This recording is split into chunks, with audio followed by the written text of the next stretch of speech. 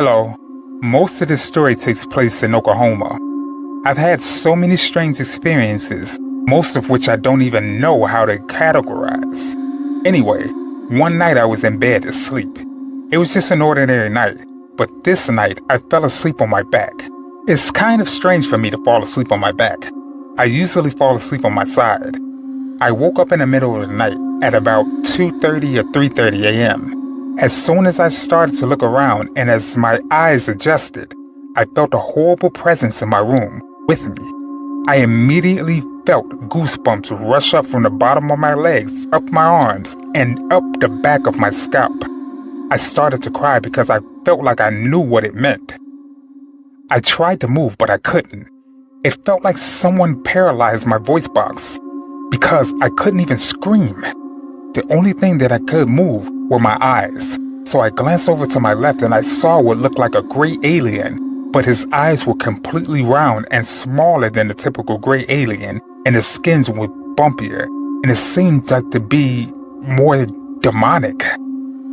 Its dark, hollow, inky, black evil, empty eyes were rummaging through my mind, going through my extreme personal memories, going through my thoughts. It was so intrusive. Later I realized that it accomplished this through eye contact, if you can even call them eyes. I couldn't look away. I just kept looking into those horrible pits. It was like looking into two wells in the ground. I tried to scream and yell, "Mom," but nothing came out. It seemed to be amused by my struggling. It showed a slight Mona Lisa smile that slowly grew on its face. It enjoyed seeing me trying to move and yell for help. I'd never been so scared in my entire life. I was helplessly gripped in a horrifying moment, then darkness. Then I woke up the next morning thinking that it was all a dream. Of course, at the time, I didn't know what sleep paralysis was. Later on, I drew a picture of what I saw. I also searched the internet for any images showing something similar to what I saw, and after a week or two, I found it. An image of exactly what I saw and what I drew. This creeped me out a lot because the thing that led me to that image was what I thought was a dream. Also later on that year, my stepdad and my step-siblings were having a small nighttime backyard party. It wasn't anything crazy. Everyone was just sitting around the fire pit, smoking, drinking, and talking. When I wasn't looking at the fire, I looked up at my window. I saw that the light was on, and this really confused me because I specifically remember turning it off. I went inside to investigate. I looked for my remote control to my ceiling fan. Quick side note, my light switch on the wall didn't work. I had to use a remote to turn on my ceiling fan. While I was inside, I noticed nobody else was in the house. Everybody was outside, even the dogs, so I went upstairs to my room. I noticed that my remote control was right where I left it. I turned it off and went downstairs. As soon as I made it outside where everybody was, I looked up at my window and saw that the light was on again. I immediately thought something was wrong, so I ran back upstairs and I saw that the light was off. So I left it off and went back downstairs. When I got back outside, I looked up at my window one last time and I saw that the light was on again. I didn't tell anyone. Then, I reluctantly walked right back into the dead, dark, and quiet house. I could feel eyes on me. In my living room, if you look up, you can see a loft with a half wall where you can look over the living room from the upstairs. It looked pitch black, and I felt like someone was watching me from up there.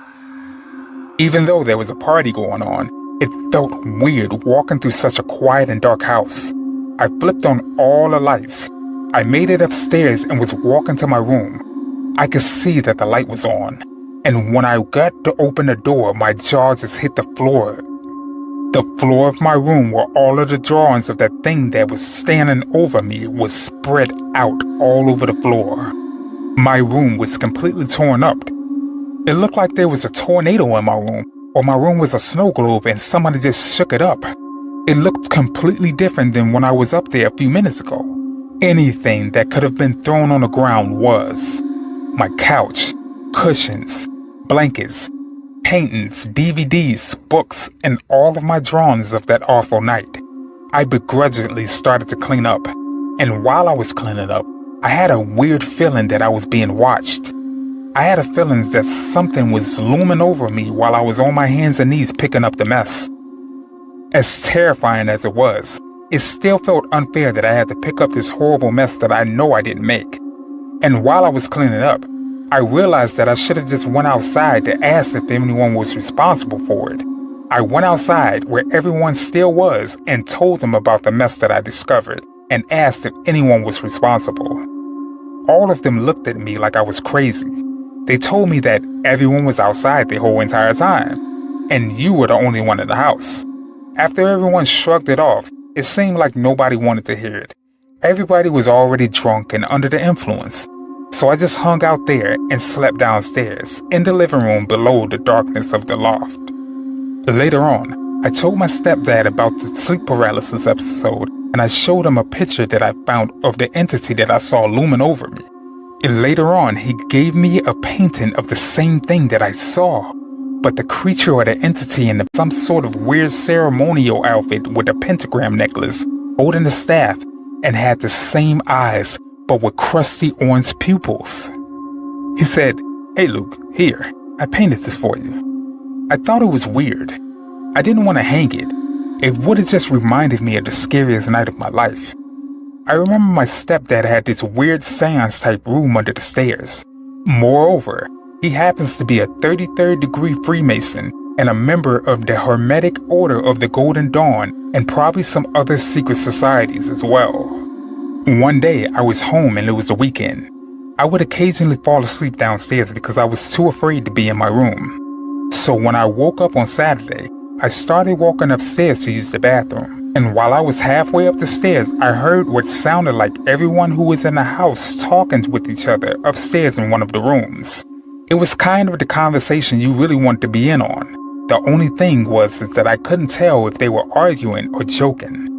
I realized that it was coming from my sister's old room, so I walked to the door. I could clearly hear people talking behind it. I wasn't keeping track of what was being said because I wasn't so sure that I could just walk in and ask them what they were going on about. But I opened the door and my heart sunk along with 2 tears falling. There was nobody there. It gave me waves of negative goosebumps. I felt like I had stepped into a web of a demon or something worse. I yelled for my brother, no response. I yelled for my sister, no response. I yelled for my mom, no response. I walked outside, no cars were there. I walked into the garage, no car. I glanced over towards the door to the seance room and it was under the stairs. I didn't like that room. I showed my stepsister the picture of the thing that I saw that night when I slept on my back and had sleep paralysis. She said that her boyfriend saw the same thing intensely watching him from the kitchen window of the house as he walked through the front yard to the front door. A little while after that, I was home, and it was just me and my brother home. We were both upstairs. I was in my room and he was in his. I was just laying on a small couch in my room and when I heard a loud slam in the hallway. I was curious, so I went to go investigate to see what it was, and I saw a bunch of books on the floor, laying on the floor in an S-like shape. They were laying on top of one another like knocked over dominoes. I looked as the bookshelf where one of the shelf rows had nothing wrong with it apart from having no books on it and it being dusty. My brother had a look and took a picture of it for proof. He sent it to me and I still have the picture to this day. I asked my brother about it and he didn't do it. He would have taken credit for such a prank. I couldn't explain it. There weren't even any marks in the dust on the shelf. I had walked past that same bookshelf about 5 minutes before and there was nothing on the floor. It was as if they levitated off of the bookshelf and onto the floor. I've always had strange things happen to me. For example, when I was at my mom's old house and I was young, me and my stepbrothers shared a bunk bed. One night, I woke up and I was floating in the air in the middle of the room. When I woke up and realized what was going on, I instantly fell on the toys scattered across the floor, hurting my back. When I got older, I was at my mom's house again and I was upstairs in one of the empty rooms when I watched a cross push off the wall and broke. I would also hear long, slow scratches on the walls. In those rooms upstairs, I would often come across hundreds of dead ladybugs along the bottom of the windows, including my room. I don't remember when this next thing happened, but I remember it was around the same time.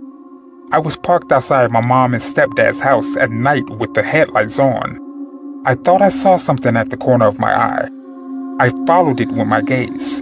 It was a shadow too fast to see, and it appeared to dart back and forth across the street and through yards and behind trees. A week later, I was with a friend from school in his car as he was driving down the same neighborhood road. It was night. I thought I saw something at the corner of my eye. I didn't say anything about it because I thought that maybe my eyes was playing tricks. But when he said, "What is that? Did you see that?" I looked up and saw the same shadow darting across the road, through yards, and behind trees too fast to see. We both freaked out as we watched it disappear into the shadows. I still call him and text him about it to make sure that it really happened and that he really saw it too. Funny thing is, he does the same thing. Later, on February 25th, 2016, I was home and my mother and my stepfather was asleep. I let the dog in the backyard when I noticed it was a little warmer than usual out. Also, it was a pretty clear sky, so I went out back to stargaze. While I was outside, I felt something in the air. Some sort of static buzz. I felt it in my stomach and it felt like it was rattling my bones. I followed the feeling and looked over the fence to see where it was coming from. I couldn't believe my eyes. It was a triangular UFO craft landing on the street in front of my house. I couldn't tell if the craft had legs or not. It had orange, purple, blue, green, red, and white lights along the side of the craft. I remember thinking that it was weird nobody on the street was seeing it. I saw a door open on the craft that formed a ramp that touched the street.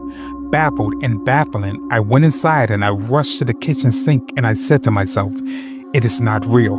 You're just crazy. It is not real. You're just crazy." I washed my face with some cold water and looked out of the window above the kitchen sink. I saw a little girl in an old school pink dress with blonde hair. I estimated her age to be about 5 to 7 years old, and she was holding the hand of a shadow person leaving the craft with her. I couldn't see any details of the silhouette she was holding the hand of or inside of the craft due to the bright light. I thought it was weird how I could see the details of the girl but not the other thing. As I saw this, I heard a little girl's voice say, "Luke, come with me. Daddy, it's so good to see you, Daddy. Don't you want to come with me?" But it was just said inside of my head. I went from baffled and babbling to terrified and panicked to the highest degree. I left the kitchen and ran/stumbled into the living room. The voice of the little girl started to die down. I began wondering if I was having another nightmare. I looked at the time and it was 10:33. I thought to myself, if I was having a dream, how could I possibly know the time? That's when I felt an approaching presence. I slowly turned around and saw the silhouette of a shadow-type man at the front door, if you can call that thing a man. I could see right through the foggy glass of the front door that still had the Valentine's decorations on it. It had long spidery fingers that it deliberately flaunted, as if it knew I was seeing through the mind. It began to laugh, but not out loud, in my head. As it did, I saw its mouth open and close, like if a cartoon character would laugh. I was literally shaking and trembling. I immediately tried to plan a route to my mom's room, but I decided on a shortcut that would lead me through the fireplace to the left of me and into my mom and stepdad's room. I ran to the double-sided fireplace, and as I started to crawl on my hands and knees, I heard it tell me, "You won't escape. We've done this many times before, and there's nothing you can do." I looked at my ash-covered arms as I tried to continue to crawl through the fireplace. I looked into my mom's room. My mom and stepfather were both laying on their backs, but with their heads facing me. Their eyes were screaming. It was like they both were having sleep paralysis. The dark voice said, "They can't help you. They are frozen." Then I heard the buzzing in the air that turned into rumbling, and I heard a chant that sounded like a chant of a dead language.